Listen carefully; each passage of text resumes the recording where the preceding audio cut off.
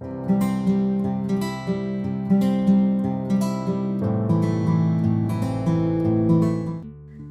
Everyone, welcome to the Infostore house. कैसे हैं आप सब? Hope you all are absolutely great. और यहाँ पे आज का दिन शुरू हो रहा है ठाकुर जी की सेवा के साथ। और ठाकुर जी की सेवा में सभी चीज़ें आती हैं, जैसे कि उन्हें उठाना सुबह, उसके बाद स्नान कराना, इत्र सेवा जैसे इत्र मालिश है, और जैसे स्नान जो होता है, कभी कभी मैं गोपी चंदन से स्नान करा देती हूँ, कभी नॉर्मल पानी से स्नान करा देती हूँ। तो ऐसे थोड़ा थोड़ा बदलते रहते हैं। इत्र ऑल्टरनेट डेज में लगाती हूँ, क्योंकि डेली अगर जैसे मैंने नोटिस करा है कि इत्र डेली लगाओ तो ना जो ठाकुर जी का कलर है वो थोड़ा सा डार्क होना शुरू हो जाता है, तो इसलिए मैं ऑल्टरनेट इत्र लगा देती हूँ। और अब उनके श्रृंगार, जैसे कि जितने भी हार हैं, कुंदन है, ये सब चीज़ उनको पहनानी है। क्योंकि पूरी तरह से अभी सर्दियाँ गई नहीं हैं, तो स्वेटर हमने अभी पहनाया हुआ है, स्वेटर अभी उतारा नहीं है, क्योंकि जब हमारे भी स्वेटर हट जाएंगे ना, तब हम ठाकुर जी के स्वेटर हटा देंगे। और यहाँ पे हमारे ठाकुर जी बिल्कुल तैयार हो चुके हैं। अब बारी है उनकी नज़र उतारने की। यहाँ पे कुछ मैं भोग के लिए लेकर आई हूँ। वैसे भोग में घर पे तो बनता ही बनता है तीनों समय, लेकिन कुछ मीठा रखने के लिए जैसे टॉफ़ीज़ हैं और काजू वगैरह होते हैं, तो कुछ ड्राई फ्रूट रखे रहते हैं। ये कुछ अगरबत्ती, और अगरबत्ती नहीं, धूप बत्ती है ये। तो 2-3 तरह की मैं धूप बत्ती लेकर आई थी, मुझे बहुत अच्छी लगती है। ये अलग अलग फ्रेग्रेंस की होती है ना, इतनी अच्छी भीनी भीनी खुशबू पूरे घर में ही रहती है।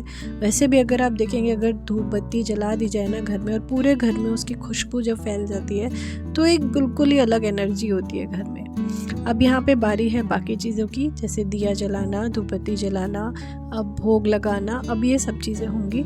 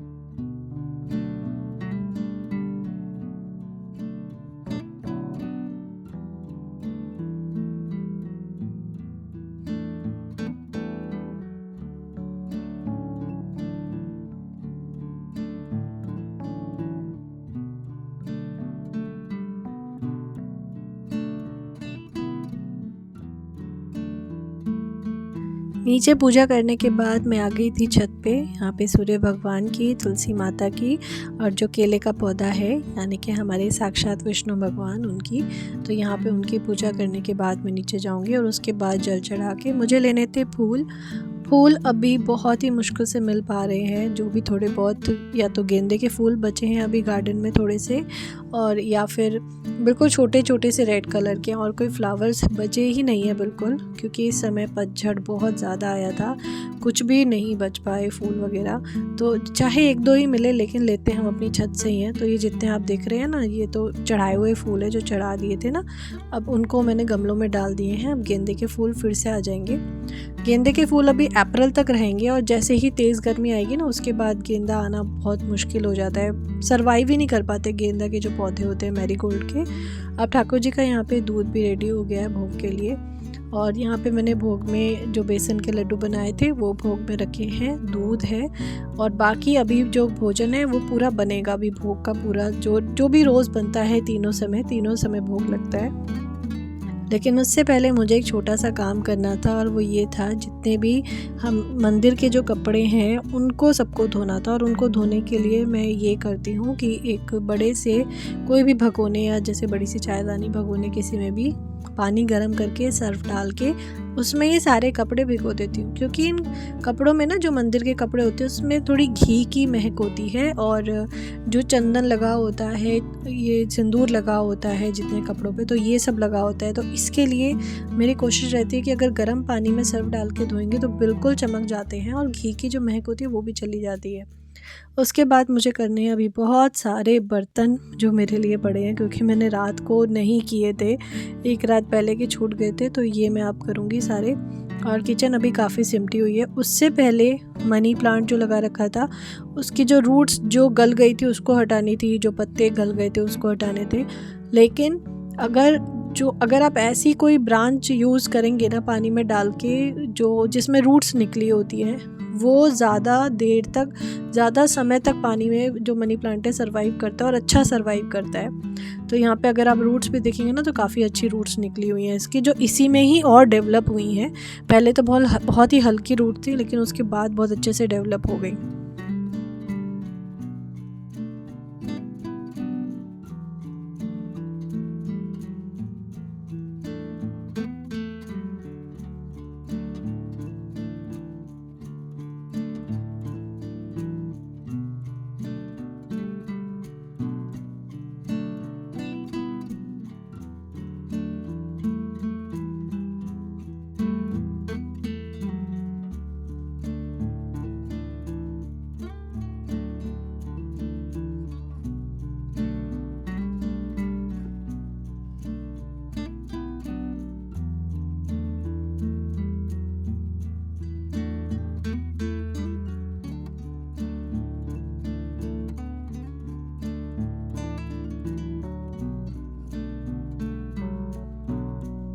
अब बारी आती है ब्रेकफास्ट की।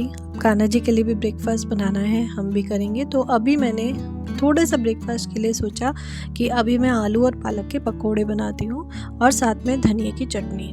तो अब मैं आलू की यहाँ पे लंबी लंबी स्लाइसेस काट लूँगी। उसके बाद पालक को भी मैंने धो के, और बहुत ज़्यादा नहीं है, थोड़ा सा ही पालक है, उसको भी इसी में ही कट कर लूँगी। बेसन और बेसिक मसाले जो होते हैं वो डाल के। और आज कान्हा जी को सबसे पहले हम भोग लगाएंगे आलू और पालक के पकोड़े, साथ में धनिया और पुदीने की चटनी।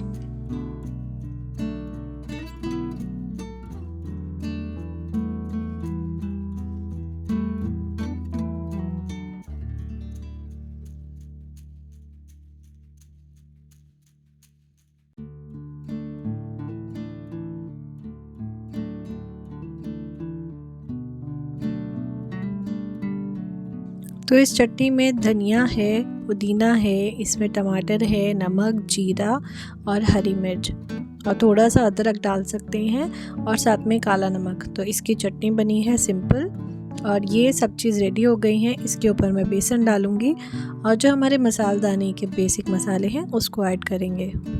यहाँ पे अगर मैं मसालों की बात करूँ तो यहाँ पे बिल्कुल सिंपल, जैसे धनिया पाउडर, लाल मिर्च पाउडर, नमक है, और इसमें थोड़ा सा मैंने आमचूर ज़रूर ऐड करा है, थोड़ी सी हींग ऐड करी है, और साथ में ना सूजी ज़रूर डालिए। कोई भी आप पकोड़े बना रहे हो उसमें सूजी का ऐड करिए, क्योंकि सूजी से बहुत ही क्रिस्पी पकोड़े बनते हैं, उसको ज़रूर ट्राई करिएगा। अब मैं इसमें ऐड तो करने चली, लेकिन इसमें सब कुछ मिलाते बनता नहीं, बिल्कुल नहीं बना ऐसे करते हुए। तो मुझे लगा मुझे किसी बड़े भगोने में इसको ट्रांसफ़र करना चाहिए, तो मैंने ये सारे मिक्सचर को फिर दूसरे भगोने में ट्रांसफ़र किया।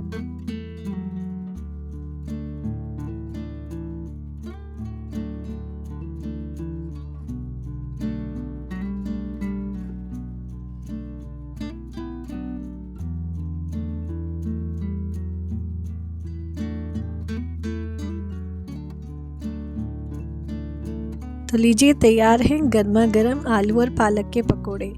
अब बहुत रेगुलर तो ये पकोड़े नहीं खाते हम लोग ब्रेकफास्ट में, लेकिन बहुत ही रेयर, शायद 4 या 5 महीने में आज बने होंगे पकोड़े आलू के, क्योंकि प्याज के नहीं बनाते हम लोग। प्याज, क्योंकि जो लोग व्लॉग्स देखते हैं उन्हें पता होगा, प्याज लहसुन हमारे घर में बनता ही नहीं है, क्योंकि कान्हा जी को भोग लगता है। और रही बात हमारे खाने की, अगर कभी बाहर से खाना है या कहीं और खाना है, तो अभी हम प्याज लहसुन को पूरी तरह से हमने अवॉइड नहीं करा है कि पूरी तरह से बंद कर दिया हो कि हम बाहर भी नहीं खाते। नहीं, अभी ऐसा नहीं है। अगर बाहर से कुछ खा रहे होते हैं, लेकिन कच्ची प्याज हम बिल्कुल भी नहीं खाते, बाहर भी नहीं खाते, कैसे भी नहीं खाते।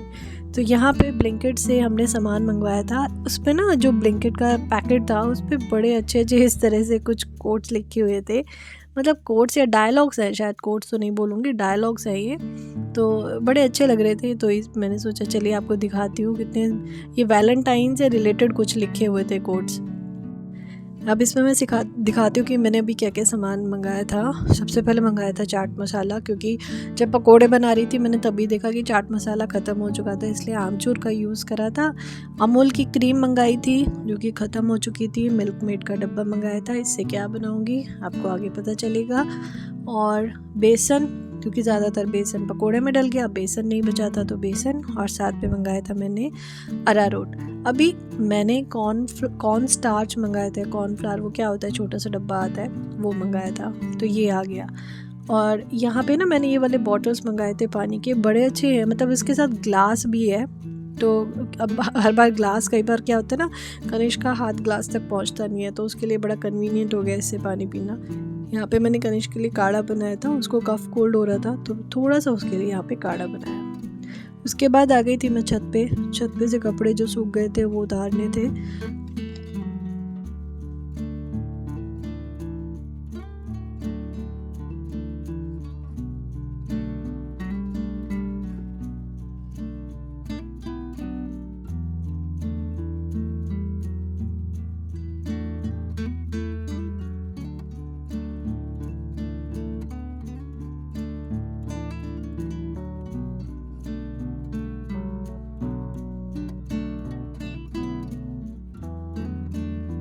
अब यहाँ पे बारी आती है कुछ सामान को हटाना इन द सेंस कि मुझे कुछ ऐसा सामान था मेरा क्राफ्ट का जो बहुत समय से छत पे, जो वो परछत्ती होती है ना, थोड़ा स्पेस होता है वहाँ पे रखा हुआ था।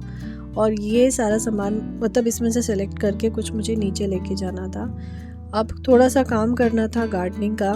गार्डनिंग में सबसे पहले ये चीज़ देखनी है कि जो भी मैंने लहसुन और प्याज लगाए हुए थे, अब लगाए पहले थे 2 महीने पहले, और सडनली अब रियलाइज़ करते हैं कि हमने लगा तो दिए लेकिन घर में तो बनते नहीं, तो खाएगा कौन इनको।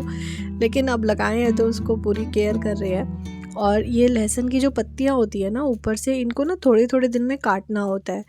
अगर हम ऊपर से ग्रोथ नहीं काटेंगे तो वो नीचे बढ़ेंगे नहीं, तो ऊपर से काट देंगे तो वो नीचे बढ़ने शुरू हो जाते हैं। और ये जो पत्तियाँ होती हैं इनको सब्ज़ी में भी इस्तेमाल कर सकते हैं। इनमें बिल्कुल लहसुन की बहुत तेज़ खुशबू होती है, चटनी बना सकते हैं, इनको सब्ज़ी में इस्तेमाल कर सकते हैं। ये पत्तियाँ बिल्कुल फेंकने वाली नहीं होती, इनको यूज़ किया जाता है। यहाँ पे मैं बना रही हूँ नीम ऑयल, क्योंकि आपने प्रीवियस वीडियो में भी देखा होगा और 1-2 वीडियो से मैं दिखा रही हूँ कि पौधों में बहुत ज़्यादा एफिड अटैक्स हो रखा है। तो इसको ठीक करने का सबसे बढ़िया इलाज होता है कि नीम ऑयल बनाओ और अच्छे से स्प्रे करो। ये स्प्रे जो होता है ना, जैसे अभी एक दिन करा, दूसरे दिन, कम से कम 3 दिन रेगुलर करना होता है। मुझे टाइम मिल नहीं पाता तो एक दिन संडे को हो जाता है, उसके अगले दिन फिर किसी काम में बिज़ी हो जाती हूँ, रह जाता है, फिर 1-2 दिन बाद याद आता है। तो इस चक्कर में ना पूरी तरह से अभी एफर्ट्स हट नहीं रहे हैं, और वो हटेंगे जब सीज़न पूरी तरह से चेंज हो जाएगा ना, जब अच्छे से गर्मी आ जाएंगी तो अपने आप हटने स्टार्ट हो जाते हैं। यहाँ पे हस्बैंड कर रहे हैं जो भी रीपॉटिंग का काम था या पौधों में खाद डालने का काम था उसको। और अब इस समय पे सबसे ज़्यादा जो बुरी कंडीशन हो रखी है ना, वो तुलसी और जो केले का पौधा है जिसकी मैं डेली पूजा करती हूँ, एक वहाँ पे, ये 2-3 पौधों की तो बहुत ख़राब इस समय कंडीशन हो रखी है, क्योंकि बढ़ भी नहीं रहे हैं और जो बड़े थे वो भी काफ़ी गल गए हैं। तो हम उन्हें बचाने की कोशिश में लगे हैं कि कैसे भी करके जो गला पार्ट है उसको हटा देते हैं, बचाने की कोशिश जारी है। खाद उसमें दे रहे हैं, उसको धूप में ज़्यादा से ज़्यादा रख रहे हैं ताकि जितना भी गल गया है या मिट्टी जो बहुत ज़्यादा मॉइस्ट है वो थोड़ा थोड़ा ड्राई होना स्टार्ट हो जाए। और तुलसी जो है वो तो ड्राई हो ही गई विंटर्स में, लेकिन अभी एक पौधा बच गया। हमारे 3 तुलसी के प्लांट थे जिसमें से सिर्फ एक ही अभी सरवाइव कर पाया, बाकी 2 नहीं कर पा रहे। फिर भी हम अभी रुके हुए हैं, अभी उनको नहीं हटाएंगे। अभी देखते हैं, क्या पता उनमें फिर से लीव्स आनी स्टार्ट हो जाए। अप्रैल तक हम वेट करेंगे क्योंकि बाकी पौधों में लीव्स आनी स्टार्ट हो गई हैं। ये है रात की रानी, इसको रिपोर्ट करना था क्योंकि अब ये बहुत बड़ा हो रहा है और फिर से ग्रोथ ले रहा है अच्छी, और काफ़ी घना होता जा रहा है। तो अब this is the right time कि उसको अब रिपोर्ट कर दिया जाए किसी बड़े गमले में। यहाँ पे गणेश मनी प्लांट लगा रहा है, वो भी एक पत्ता लगा रहा था वो, तो मैंने उसको यहाँ पे आके मैं बता रही थी कि उसको लगाना कैसे, इसको देख कि किस तरह से मिट्टी को हटाते हैं और फिर उसमें लगाते हैं। और हम यहाँ पे बना रहे हैं सॉइल मिक्सचर। सॉइल मिक्सचर में जो नॉर्मल गार्डन सॉइल है वो है, उसमें कोकोपीट ऐड करते हैं, उसमें वर्मी कंपोस्ट और नीम खली, ये 4 चीज़ें ऐड होके बनता है सॉइल मिक्सचर। और ये सॉइल मिक्सचर जब से बनाना हमने स्टार्ट करा है, गार्डनिंग में अगर टेरेस गार्डन की बात करूँ तो हर पौधे को बहुत अच्छी ग्रोथ मिल रही है। तो मानो या ना मानो, अगर जब कोई भी चीज़ काम नहीं करती ना, तो सॉइल कॉम्पोजिशन चेंज करके देखो, वो ज़रूर काम करेगी आपके पौधों पे। क्योंकि ये मैंने भी देखा है, मैंने हर चीज़ डाल के देखी, अलग अलग तरह की खाद डाल के देखी, लेकिन वो इम्पैक्ट ही नहीं आया जो पौधों पे आना चाहिए था। फाइनली जब सॉइल कॉम्पोजिशन चेंज किया तब थोड़ा सा फ़र्क दिखा। और यहाँ पे मैं आपको दिखा रही हूँ जो मेरे क्राफ्ट का सारा सामान रखा हुआ है। ग्लू गन कितने बुरे हाल में है, और कई बार ना यहाँ पे चूहा आ जाता है तो वो भी सब काट कूट लेता है, तो इसलिए बहुत ज़रूरी था यहाँ से सामान हटाना, जो हटाना है, जो रखना है, जो फेंकना है, तो उसको थोड़ा सा मैं सेग्रीगेट कर रही थी। अब यहाँ पे कटर मैं कई दिन से ढूंढ रही थी, कटर इस बैग में पड़े थे। जो चीज़ें कई बार क्या होता है ना, कनिष्क के स्कूल का कुछ बनाना है, कोई प्रोजेक्ट है छोटा मोटा, वो बनाना होता है, तो मेरे पास नीचे सामान ही नहीं था, सारा सामान यहाँ पे रखा था। और यहाँ पे लेसेस पड़ी हैं। अब मैं भी नीचे आ गई, जो मुझे कपड़े आयरन करने थे उसका ढेर लगा हुआ था। अब मैं करूँगी कपड़े आयरन, और एक एक करके करना स्टार्ट करो तो कम से कम 1.5 घंटा लगता है सारे कपड़े आयरन करने में। तो फाइनली मेरे कपड़े भी आयरन हो गए।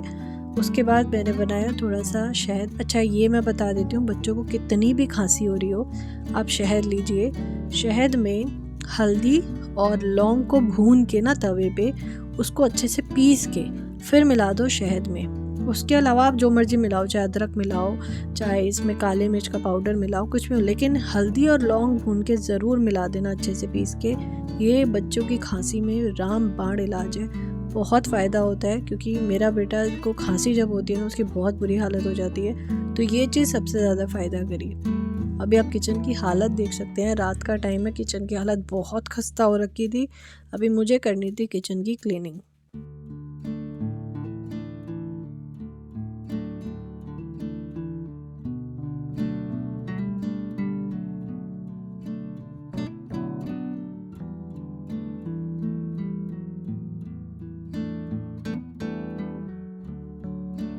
इसके बाद करानी थी कनिष्क को पढ़ाई, और कनिष्क की पढ़ाई का जिम्मा दिया आज मैंने उसके पापा को कि आप इसको हिंदी का मॉक टेस्ट प्रिपेयर कराओ। घोड़ा बेटा, घा को सही करो। घा में ओ की मात्रा, घ में 22 मिनट जल्दी। रेगिस्तान का जहाज कौन है? किसको बोलते हैं रेगिस्तान का जहाज? ऊंट। बड़ा ऊ, ऐसे ट।